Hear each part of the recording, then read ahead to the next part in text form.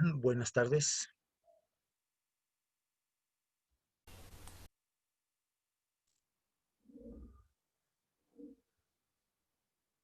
Hola, ¿qué tal? Hola, profe, buenos días. Hola, ¿qué tal? Hola, tardes. ¿Cómo están? Hola, profe. Ah, sí, tarde. Perdón. Ujú.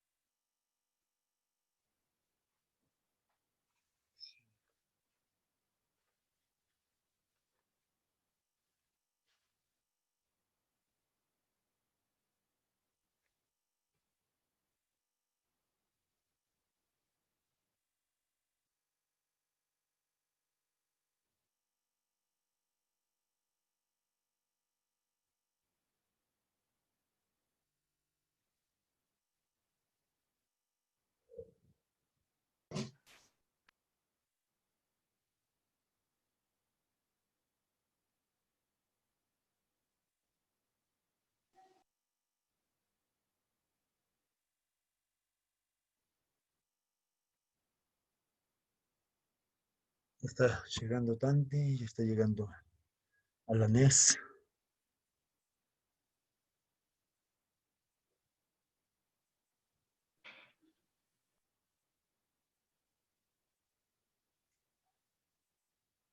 Hola, hola.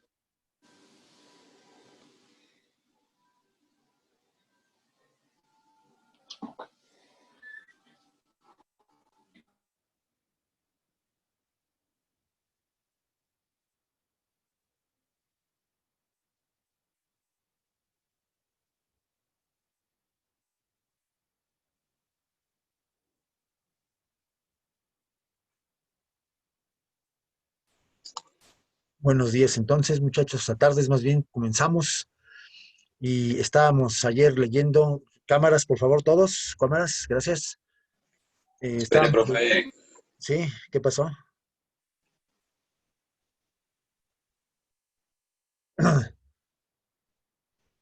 Bueno, decíamos, entonces estábamos leyendo a Borges y tenemos ya el conocimiento de dos cuentos, el libro de arena y también el de, ¿cuál fue el de ayer? El otro de Jorge Luis Borges. Y hoy completamos esta presentación de la temática de Borges como uno de los grandes escritores experimentales del siglo XX, que también se especializó en la cuestión de la literatura fantástica. Y vamos, a ver.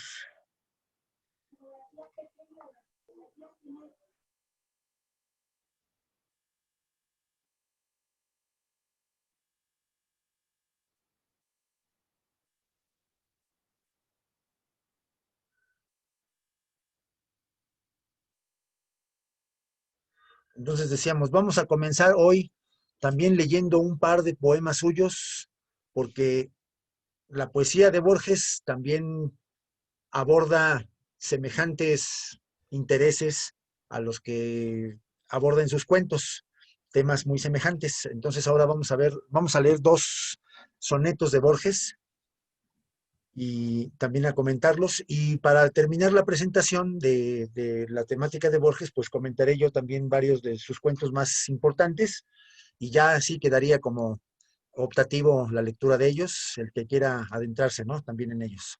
Bueno, área 4, Dante Ortega, Esteban Sánchez, yo creo que ustedes sí como que obligatoriamente, ¿no? Tendrían que leerse pues los cuentos de Borges completos, ¿no? Que los que vamos a comentar, porque pues el coco de área 4 es literatura, ¿no? Porque ustedes sí leen bastante, o tienen fama, ¿no? Tienen fama, los de área 4 por lo menos. Entonces vamos a empezar leyendo estos cuentos. Eh, a ver, voy a agrandar un poco más la pantalla. Tenemos aquí cuentos dos sonetos sobre el ajedrez de Jorge Luis Borges, ¿sí? El ajedrez, aquí lo vamos a ver también como parte de esta cuestión del infinito, ¿no? Van a ver por qué. Beristain, ¿podrías leernos, por favor? Sí, dice, en su grave rincón los jugadores rigen las lentas piezas. El tablero los demora hasta el alba en su severo ámbito en que se odian dos colores. Adentro irradian mágicos rigores, las formas, torre homérica, ligero caballo, armada reina, rey postrero, oblicuo alfil y peones agresores. Cuando los jugadores se hayan ido, cuando el tiempo los haya consumido, ciertamente no habrá cesado el rito. En el oriente se encendió esta guerra cuyo anfiteatro es hoy toda la tierra, como el otro. Este juego es infinito. Ahí está entonces. Breve y contundente como suelen ser los sonetos. Sí. Entonces, advertimos que Borges, a pesar de que es un escritor del siglo XX, recurre a un formato clásico que es el soneto. Sin embargo, a diferencia de los sonetos tradicionales, aquí hay alguna variante importante, ¿no? Porque Borges recurre mucho a esta cuestión que, ¿se acuerdan cómo se llamaba? Que dice aquí, por ejemplo, el tablero los demora hasta el alba. Entonces, el sujeto de la oración quedó aquí y la oración continúa acá. ¿Cómo se llama eso? ¿Se acuerdan? que, que eso empieza con E, no sé si se acuerdan cómo se llamaba eso. ¿Era encabalgamiento? Cabalgamiento, sí, correcto. Fue Joshua, ¿verdad? Que habló ahorita. No, fui yo. ¿Quién? Ah, Gabriel, perdón. Es que confundí las voces ahorita. Sí, Gabriel, es el encabalgamiento, ¿no? Que en los sonetos Borges va a utilizar con mucha frecuencia el encabalgamiento, a diferencia de los poetas tradicionalistas, pero sí la forma del soneto es una forma clásica.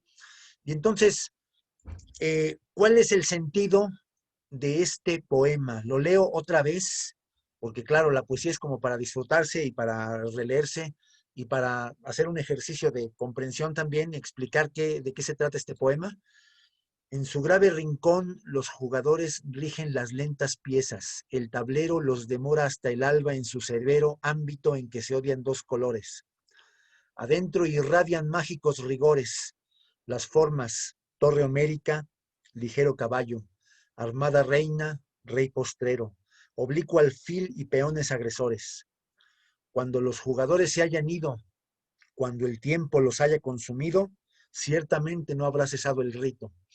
En el oriente se encendió esta guerra, cuyo anfiteatro es hoy toda la tierra. Como el otro, este juego es infinito. Entonces, habla del ajedrez, describe, hay dos jugadores que están en contienda, luego hay una descripción de las piezas en sus principales atributos, ¿no? Torre homérica, porque nos habla como de estas batallas de la antigüedad, ¿no? Homero, la referencia literaria es Homero como el poeta que escribió la Ilíada y la Odisea, y sobre todo la Ilíada, pues nos está hablando de batallas épicas, famosas, y pues un elemento de la milicia, un elemento arquitectónico que tiene que ver con todas estas cuestiones de guerra, pues es la torre, ¿no? La torre que es donde están los vigías que siempre están día y noche centinelas turnándose para ver si hay enemigos que se acercan, ¿sí? Y para estar custodiando, ¿no? La ciudad, generalmente también era en la época de las ciudades amuralladas. Entonces, torre homérica, ligero caballo. ¿Por qué ligero? Y todos tenemos una idea de cómo se mueven las piezas, ¿no? Entonces, ¿por qué ligero caballo? Porque es la única apuesta que puede saltar, ¿no? Es la única pieza que puede saltar, bueno, ¿sí? Sí, o sea, puede ¿me entendió? Puede saltar por sobre otra, ¿no? Para hacer su movimiento, claro. Armada reina. Armada reina, pues, ¿por qué? ¿Por qué armada reina? Porque siempre está protegida por los peones u otras piezas. No, al revés, ¿eh? Al Es revés. la ficha más fuerte, ¿no? Es la ficha, sí es la ficha más poderosa, ¿no? Armada Reina, ¿no? Es la que tiene más movimientos. Pues por eso siempre está protegida, porque es la más poderosa. No es la más No, es protegida, la que no. más ataca, de hecho es Es la que la más que más ataca. ataca. Es la que más ataca y el más protegido más bien es el rey. El rey sí estamos Es todo el el rey. tiempo protegiéndolo porque te matan al rey y ya se acabó el juego. Entonces, armada reina, rey postrero, ¿no? Y justamente por eso ahí tenemos el adjetivo que define rey, postrero. ¿Qué quiere decir postrer, muchachos? ¿Qué es el adjetivo postrero o postrero? Que solo está ahí parado. No. ¿Que no se mueve? El postre, a ver, el postre, El que ¿cuándo, sigue. Es el ¿cuándo último, es el comemos el El último. postre? último. Es el Claro, último. Es el el que último en está al caer. último, el que está al último, el rey postrero, ¿no? Que lo dejas al último porque lo estás resguardando todo el tiempo, ¿no? Al rey no lo sacas más que cuando ya es imposible. Ya quedan pocas piezas y, por ejemplo, quieres que tus peones avancen y que se coronen como reinas, pues entonces el rey puede ahí acompañar a los peones, intervenir, ¿no? Pero eso ya es al último. Oblicuo alfil. ¿Qué es oblicuo?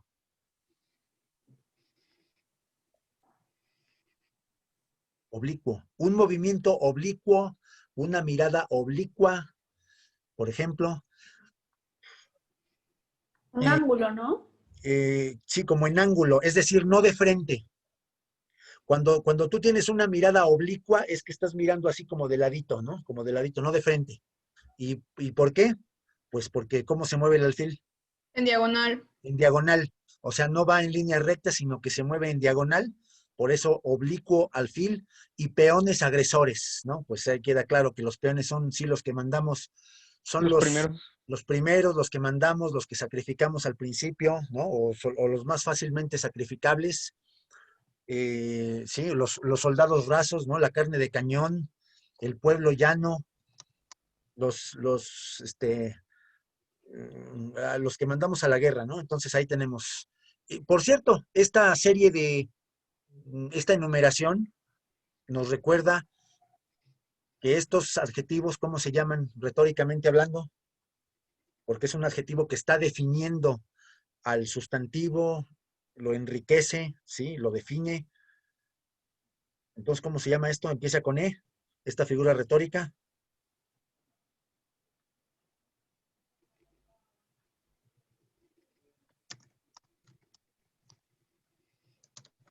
Nadie se acuerda, nadie se acuerda, nadie se acuerda. Dios mío. Bueno, Paulina sí se acuerda, nada más que está en el agua ¿Figura ocupada. retórica que qué, profe? La figura retórica que consiste en ese adjetivo que define o enriquece el significado de su sustantivo, ¿no? Torre homérica, ligero caballo, armada reina, rey postrero. Sí, estamos con una sola palabra estamos definiendo la esencia de cada una de las piezas. Y entonces, así como decir,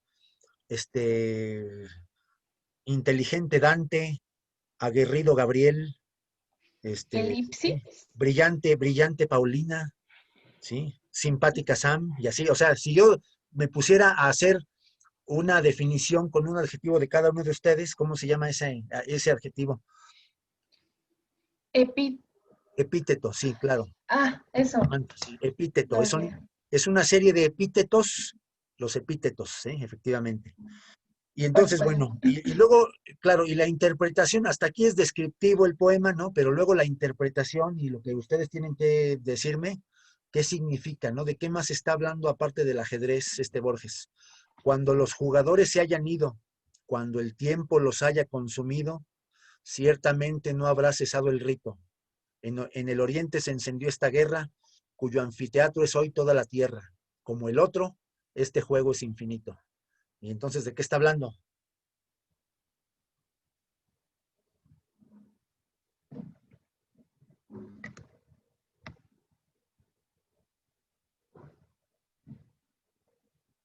A ver, sí, por favor, ¿de qué está hablando? Pues es como una metáfora, ¿no? A lo que es la guerra en realidad. Ajá, sí, sí. Y sí, bien, bien. Está hablando de la guerra, ¿no? La guerra en la historia humana, en la vida real, ¿no? Le está Nada más que, comparando con la del tablero, ¿no? sí, sí, sí, claro, pues porque tenemos ahí, ¿qué representan las piezas del ajedrez? Pues dos reinos que se enfrentan y luchan, Soldados. soldados, uno vence al otro, ¿no? En las malditas guerras, pues siempre hay el que gana y el que pierde, ¿no? y entonces el que conquista y el conquistado, pues entonces eso también pasa el ajedrez. Más que metáfora, ahorita habló Guadalupe, ¿verdad? Sí. Sí es más que Es metáfora, sería es una una comparación, analogía. ¿no? Sí, una analogía, ¿no? Es una comparación, una analogía. La analogía con la guerra, con la condición humana de hacer la guerra durante toda la historia, ¿no?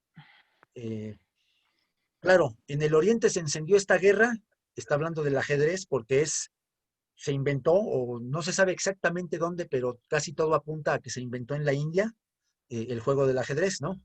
Entonces, en el Oriente se encendió esta guerra, cuyo anfiteatro es hoy toda la tierra. Como el otro, o sea, como la guerra, este juego es infinito, ¿no? Es decir, durante toda la historia es la constante, ¿no? Humana, la guerra. Bueno, y aquí tenemos el segundo poema, también, este segundo poema un poco más profundo todavía, que también empieza con una serie de epítetos. Alanis, ¿podrías leérnoslo, por favor? ¿Desde dónde? Tenue rey. Tenue rey, sesgo alfil, encarnizada reina, torre directa y peón ladino. Sobre lo negro y blanco del camino buscan y libran su batalla armada. No saben que la mano señalada del jugador gobierna su destino. No saben que un rigor adamantino sujeta su albedrío y su jornada. También el jugador es prisionero. La sentencia es de Omar, de otro tablero de negras noches y de blancos días. ¿Le sigo? Ya, y acaba. Dios mueve. Dios mueve al jugador y este la pieza. Es que ya no veo abajo. ¿Le puedes subir tantito? Perdón. ¿Qué Dios detrás de Dios? La trama empieza de polvo y tiempo y sueño y agonía. A ver, voy a quitar un poquitín la pantalla. Yo pensé que se veía todo. A ver, así sí lo ven todo, ¿no? Sí lo leen de todas maneras. Sí. Bueno, y entonces no, es semejante, empieza también con los epítetos, nuevamente tenue rey, porque es la pieza más débil, sesgo alfil, nuevamente, porque no va de frente, va sesgado, va de lado, encarnizada reina, al ser la más poderosa y la que más ataca, torre directa, porque se mueve en línea recta, torre directa y peón ladino. ¿Qué significa ladino? Astuto. Astuto, claro, astuto, como taimado, como que no valgo mucho, pero en realidad sí, es decir, porque muchas veces por un peón también se puede ganar una partida, ¿no? El peón que se corona como reina, pues ya te hace ganar generalmente una partida. Entonces, y además, ustedes saben que el peón avanza de frente, pero ataca de lado, ¿no? De lado es como come. Entonces, también por eso es ladino, ¿no? Sobre lo negro y blanco del camino, buscan y libran su batalla armada. No saben, y aquí viene lo padre, ¿no? O sea, como que es más padre este poema todavía. No saben que la mano señalada del jugador gobierna su destino. No saben que un rigor adamantino sujeta su albedrío y su jornada. El rigor, ¿qué es el rigor adamantino? Un rigor de diamante. ¿Por qué rigor de diamante? Porque el diamante es la sustancia o el sólido más duro que hay, ¿no? Que se ha encontrado, ¿no? El diamante, la piedra más dura de todas, la que tiene una consistencia más sólida. Entonces, está hablando de las piezas de ajedrez y las piezas no saben que un rigor adamantino sujeta su albedrío y su jornada, porque claro, las piezas se mueven a voluntad del que las juega. Entonces, aparentemente las piezas libran su batalla, pero no saben que no tienen libre albedrío, no son libres, ¿no? Están sujetas a la mano del jugador. Pero luego dice, también el jugador es prisionero. La sentencia es de Omar, de otro tablero de negras noches y blancos días. Omar, aquí es una alusión a Omar Khayyam, un matemático persa de la antigüedad, ¿sí? Que también, bueno, está haciendo la reflexión o está trayendo las palabras de Omar, ¿no? También el jugador es prisionero de otro tablero de negras noches y de blancos días. Y aquí entonces es como que tremenda la cuestión, ¿no? Es decir, nosotros, los seres humanos, también estamos sujetos ¿a qué tablero? ¿Cuál es ese tablero de negras noches y de blancos días? Vida. ¿Cuál, perdón, no te oigo, Ortega?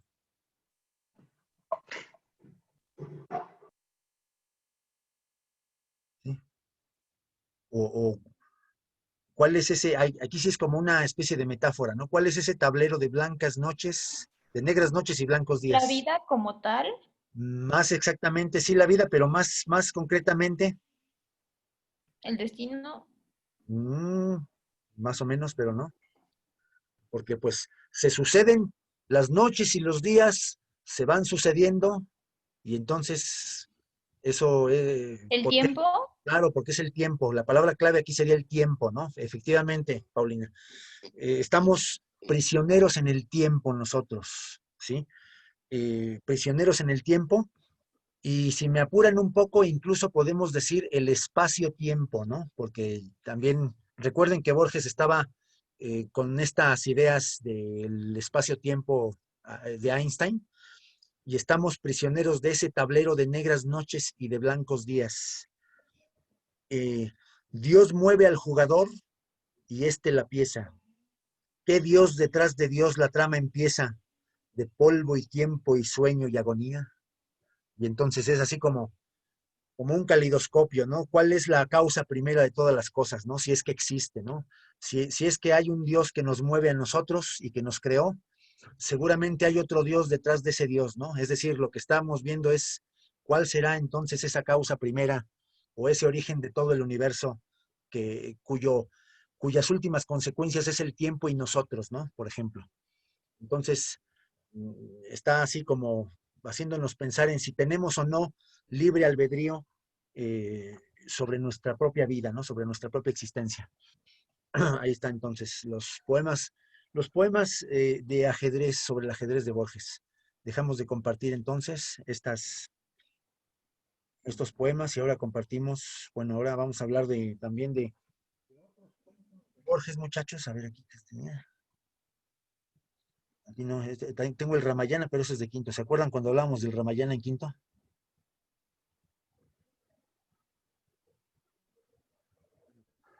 Y tenemos entonces otros cuentos. A ver, otros.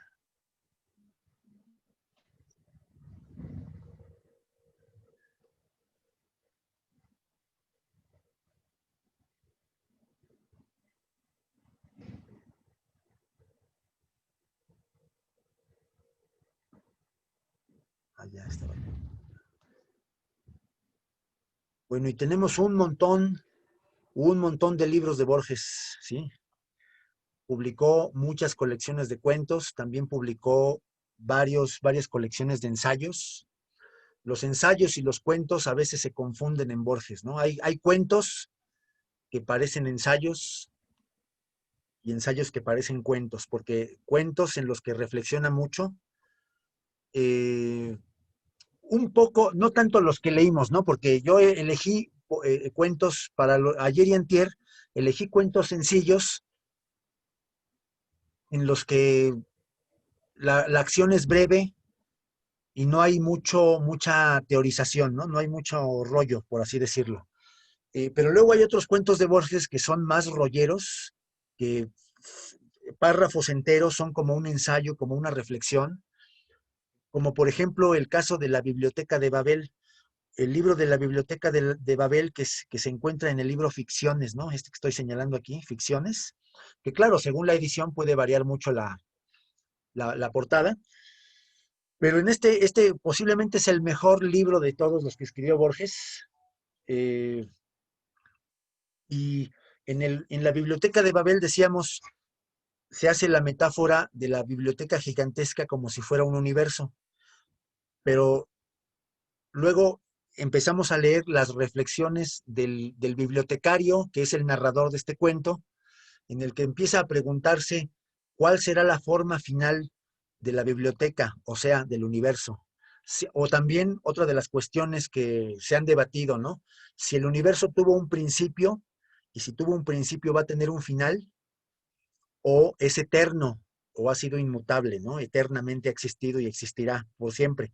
Entonces, estas cuestiones las plantea así, de tal manera que parece que estamos leyendo un ensayo, ¿sí?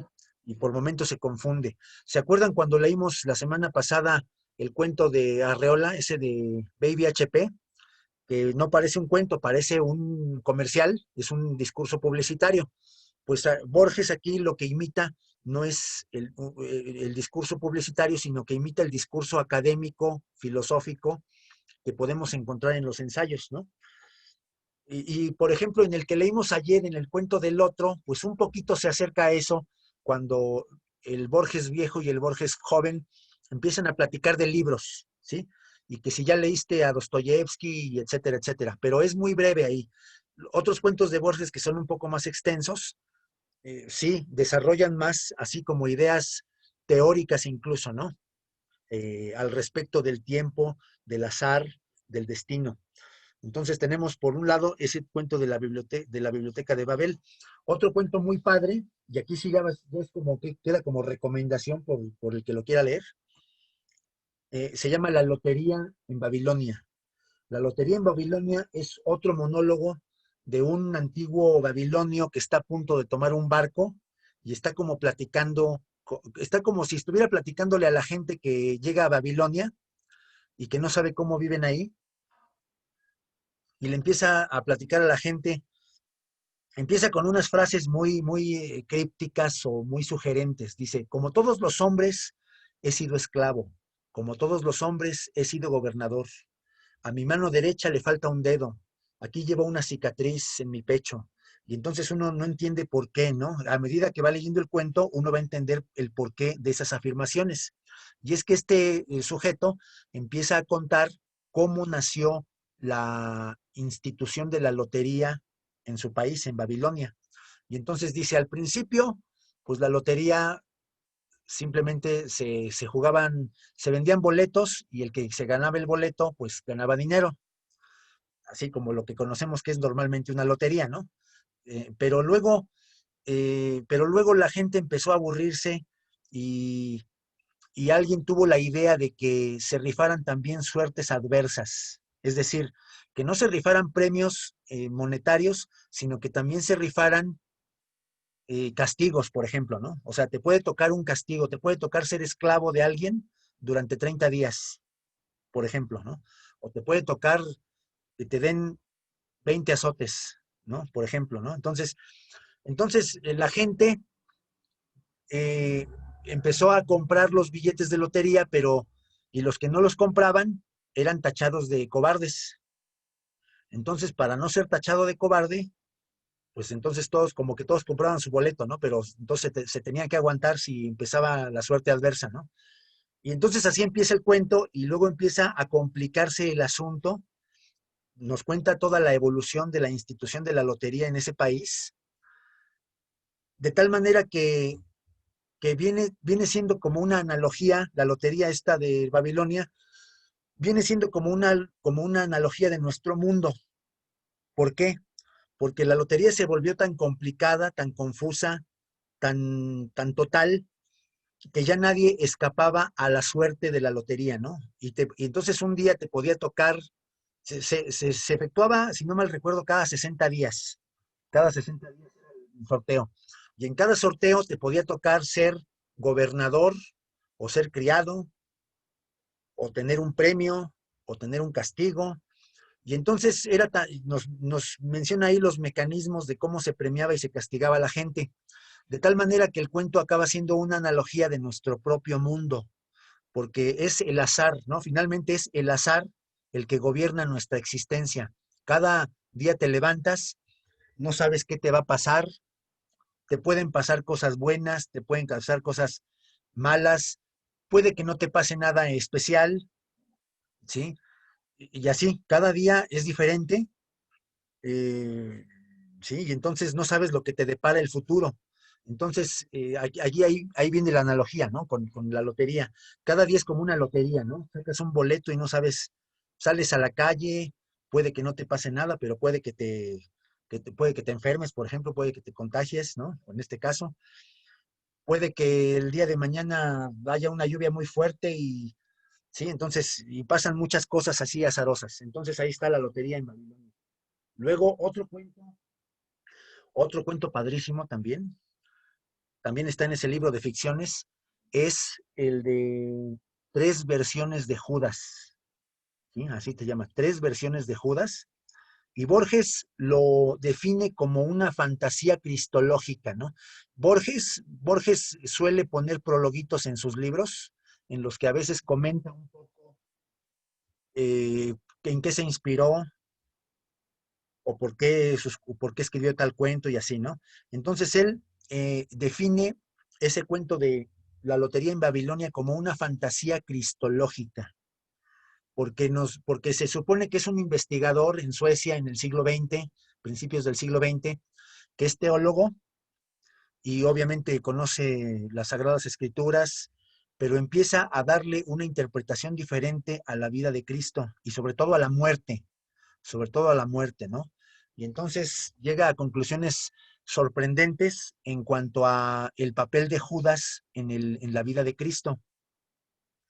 Y no nos lo presenta a Judas como el típico traidor, ¿sí? El malo, sino que en una de las versiones, en una de las reflexiones de este cuento, pues Judas es realmente como más bien un héroe, más que sí, no como para condenarlo y maldecirlo, sino que es un héroe, ¿no? Porque, por ejemplo, si no ha sido por Judas, si no ha sido por su traición, Cristo no hubiera sido condenado y no hubiera sido crucificado, y entonces no hubiera sido el redentor de la humanidad, ¿no? Entonces el papel de Judas es tan importante como el de Cristo, ¿no? Y, o sea, así como dando a entender, tendríamos que venerar a Judas también, ¿no? Porque Judas es parte para que Cristo pudiera haberse hecho Dios y morir en la cruz, pues la intervención de Judas era decisiva, ¿no? Era definitiva. Entonces así, ¿no? Es una de las versiones, ¿no? Les digo las otras dos versiones, que son tal vez todavía más sorprendentes, ¿no? Que esta, para quien quiera descubrirlas, y ese es el cuento de la lotería en Babilonia. Digo, el de las tres versiones de Judas. Luego hay otro cuento también que es uno de los más famosos de Borges, que se llama Pierre Menard, autor del Quijote. ¿Sí? Pierre Menard, autor del Quijote.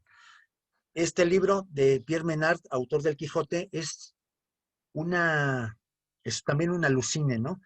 Es un tipo francés que era escritor y se propuso él escribir el Quijote, pero es un francés del siglo XX, pero él eh, tiene como empresa, tiene como misión, se impone él a sí mismo la misión de escribir el Quijote, línea por línea, palabra por palabra, ¿no? Tal como está el Quijote.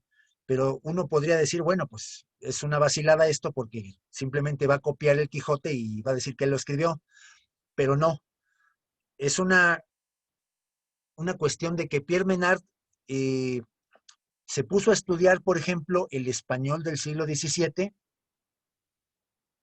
para dominar el lenguaje de Cervantes, el español de ese tiempo. Se propuso también olvidar los últimos 300 años de historia, ignorar esa historia y situarse en la época de Cervantes, ¿no? En el siglo XVII, en la época de la España, cuando el imperio español era el imperio más grande del mundo. Eh, y entonces él intenta empezar a redactar el Quijote como si fuera Cervantes, ¿no? Valga la expresión, como si fuera Cervantes, tratando de reconstruir mentalmente el camino que pudo haber seguido Cervantes para escribir el Quijote, ¿sí? ¿Qué pensamientos pudo haber tenido Cervantes? ¿Qué experiencias? ¿Cómo era la España de su época? Y entonces él se propone lo mismo y empieza a escribirlo y empieza a redactarlo y lleva unos cuantos párrafos, ¿no? Y entonces, esta locura, ¿no? Es una aparente locura, pero en realidad, ¿qué nos está diciendo este cuento, no? No sé si captan ahí como también como otra analogía, ¿no? ¿Qué es lo que nos está diciendo este cuento, en realidad?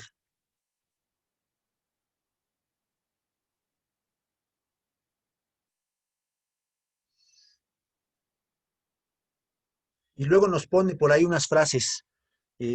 Cervantes escribió, y luego, por cierto, porque luego Pierre Menard escribe el Quijote, o partes del Quijote las escribe él, y luego Borges comenta, el Quijote escrito por Pierre Menard es mucho más valioso y mucho más interesante y mucho más digno de elogio que el Quijote que escribió Cervantes, a pesar de que es el mismo texto palabra por palabra, ¿sí? ¿Por qué?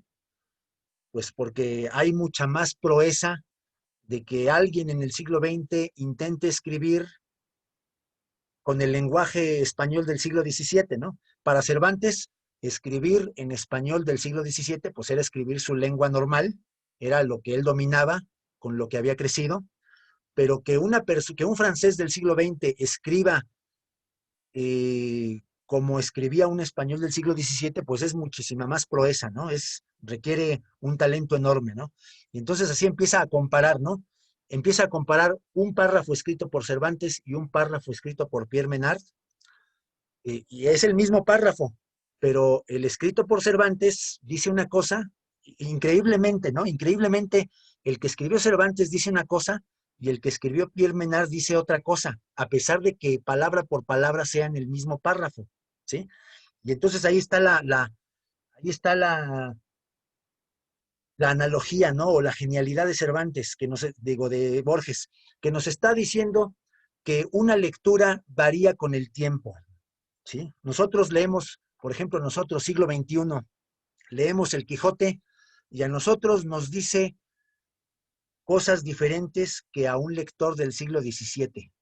El libro, el texto se va transformando según la época y según quien lo lea, y le vamos a dar una interpretación distinta, a veces ligeramente distinta y a veces diametralmente distinta, pero podemos decir que hay muchos Quijotes, tantos casi como lectores pueda haber, ¿no? Cada lector va a imprimir en el texto su propia visión, su propia imaginación, su propia visualización de la historia y su propia interpretación. Y eso, insisto, ha variado con el tiempo, ¿no? Ustedes saben que en el siglo XVII Don Quijote se leía como un libro de chiste, ¿no? Un libro de divertimento. No era la gran obra literaria que es hoy, sino que era una novedad, ¿no? Un entretenimiento, y la gente se entretenía con las diversas historias y los diversos personajes. Y se reían del Quijote, ¿no? Era básicamente un personaje cómico. Luego, en el siglo XIX, los románticos del siglo XIX convierten a Don Quijote en un personaje trágico. Es un héroe que intenta hacer el bien, pero es un héroe fallido, ¿no? Porque sus intentos por hacer justicia son fallidos siempre. Entonces lo vuelven un héroe trágico. Y para nosotros, siglo XXI, o para la mayoría de la gente en el siglo XXI, el Quijote no es más que una referencia cultural, es un título y un nombre, porque la mayoría no lo ha leído, ¿no? Entonces se vuelve ya nada más como una referencia cultural, como un referente. Sí, entonces se va transformando el Quijote. Pero ese es un ejemplo extremo, pero casi podríamos decir con cualquier otra obra, con cualquier otra novela escrita en el pasado, pues esta novela se va a ir transformando según la lectura de quien la haga, ¿no? Entonces ese es Pierre Menard, autor del Quijote. Y otro texto importante y significativo de Borges es el cuento que se llama Funes el Memorioso. Funes el Memorioso, que es un tipo que vivía en Uruguay, que vivía así normalmente, pero que de repente tuvo un accidente, se golpeó la cabeza, y a partir de golpearse la cabeza cambió su percepción del mundo. ¿En qué forma?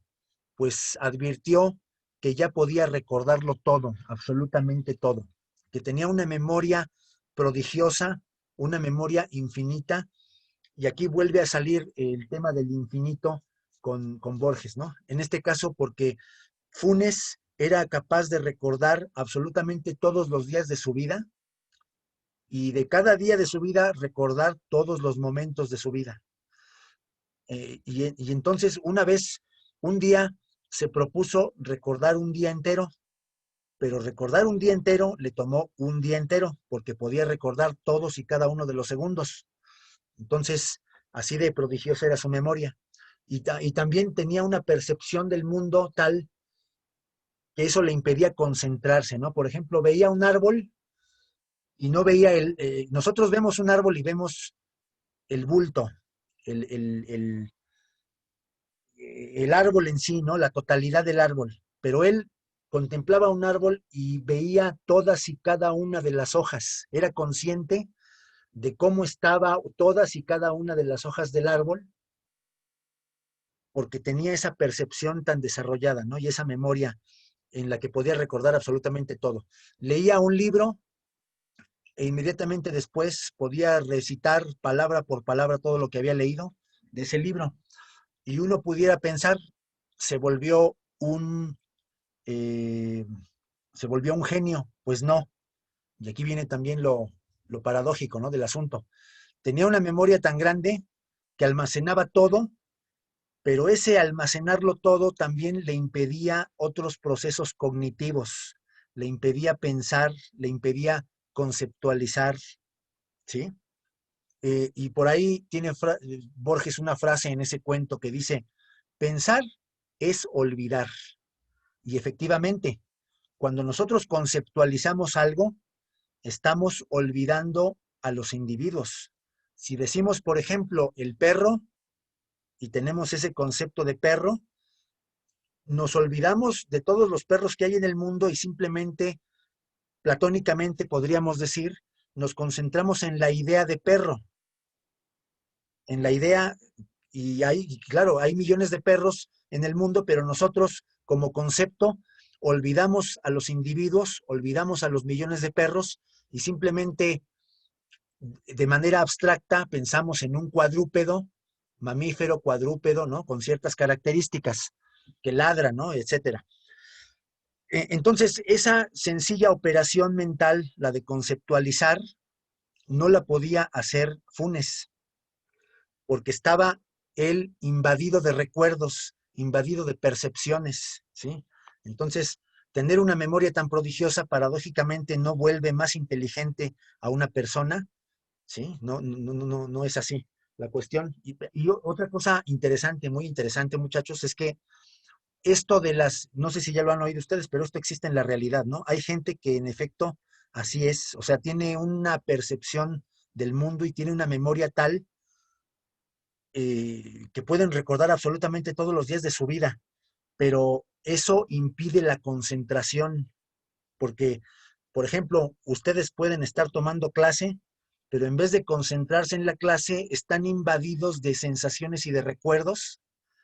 Y entonces esos recuerdos y todas esas imágenes que ustedes llevarían compiten contra lo que estamos aquí hablando, ¿no? Compiten contra la concentración que hay que tener en una clase. Entonces, bueno, ese es así como genial, ¿no? Y esta patología de la mente tiene su nombre, ahorita no me acuerdo cómo se llama, pero sí hay casos documentados, ¿no? De gente que tiene esta patología, ¿no? O esta condición de recordarlo absolutamente todo. Bueno, entonces, estos fueron algunos de los cuentos más significativos de Borges y con esto terminamos la presentación de este escritor, ¿no? Esencial para la literatura hispanoamericana. Y pues ya continuaremos entonces la siguiente clase, la siguiente vez. Y ustedes siguen con sus cuentos de Cortázar, ¿no? Y nos falta hablar de Cortázar, que es otro gigante, ¿no? De Hispanoamérica. Bueno, pues entonces, nada más no me queda sino registrar quién nos estuvo. A ver, por favor. La sección A. Alaní sí está, Arciniega sí está, ¿verdad? Arciniega sí estás por ahí. No está Arciniega, entonces, falta.